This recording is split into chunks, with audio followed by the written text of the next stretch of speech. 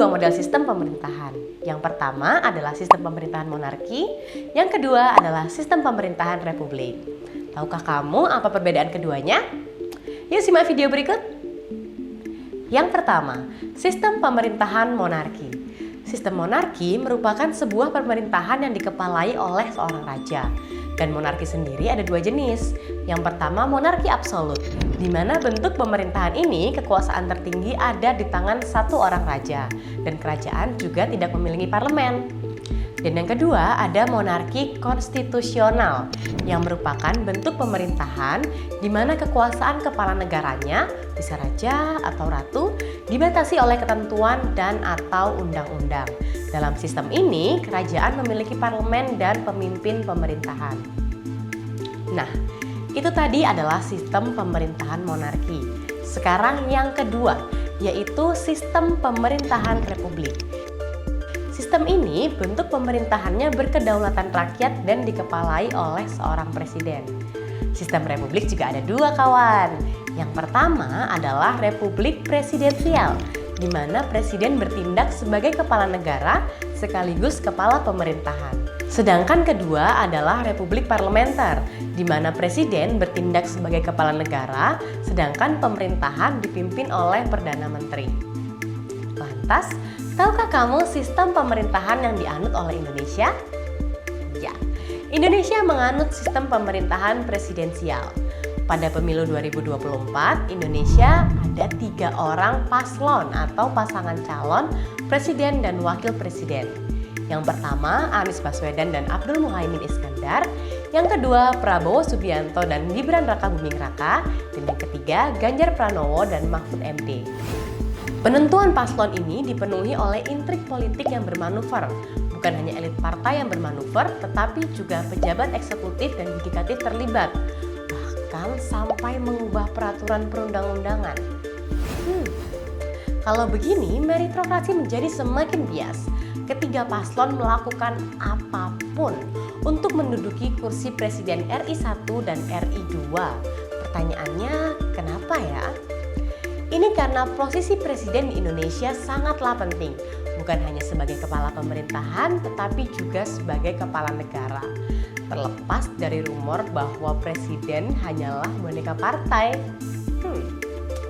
Yang jelas, sengkarutnya Indonesia tidak lepas dari ketidakjelasan kedudukan antara kepala negara dan kepala pemerintahan. Cak Nun berpendapat bahwa pentingnya pembedaan antara lembaga negara dan lembaga pemerintahan, termasuk distingsi kepala negara dan kepala pemerintahan supaya terwujud kejelasan sekaligus kestabilan politik. Begini, ada analogi misalnya negara adalah sebuah bis. Kemudian kepala pemerintahan adalah sopirnya. Kepala negara adalah pemilik bis dan rakyat adalah penumpangnya. Jika ditanya, siapa yang menentukan arah tujuan dari sebuah bis? Jawabannya tentu pemilik bis. Dia berhak menentukan kemana arah bis itu berjalan. Sedangkan, siapa yang membawa bis ke tempat tujuan? Jawabannya adalah sopir. Sopir harus membawa bis ke tempat tujuan yang sudah ditentukan oleh pemilik. Apabila sopirnya ugal-ugalan, tidak membawa penumpang ke tempat tujuan, ataupun ada kelalaian-kelalaian, si pemilik berhak memberi peringatan bahkan memecat sopir bis. Sebagai penumpang, pernahkah kamu bertanya tentang latar belakang sopir bis saat bepergian menggunakan bis? Pedulikah kamu tentang siapa sopir bis itu? Mayoritas pasti tidak peduli.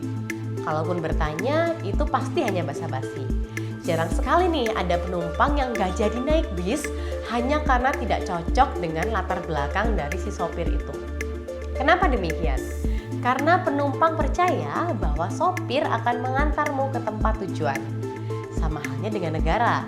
Jika kepala negara dan kepala pemerintahan dipisahkan, maka negara akan lebih stabil dalam mencapai tujuannya.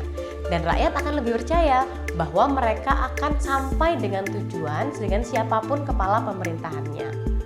Kepala pemerintahan juga tidak akan semena-mena karena dia tidak memiliki otoritas penuh sebagai pemilik dari suatu negara.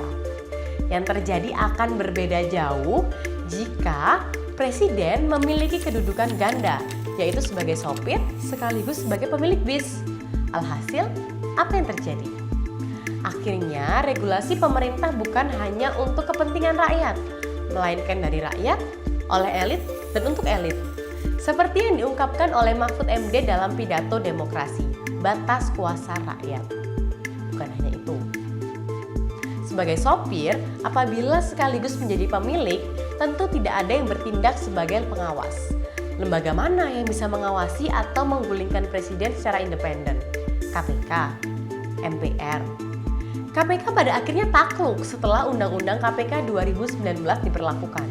KPK sebagai lembaga anti korupsi yang independen berubah menjadi di bawah pengendalian politik presiden dan di bawah Dewan Pengawas ataupun Dewas yang berfungsi sebagai kendali terhadap proses pengambilan keputusan pimpinan KPK.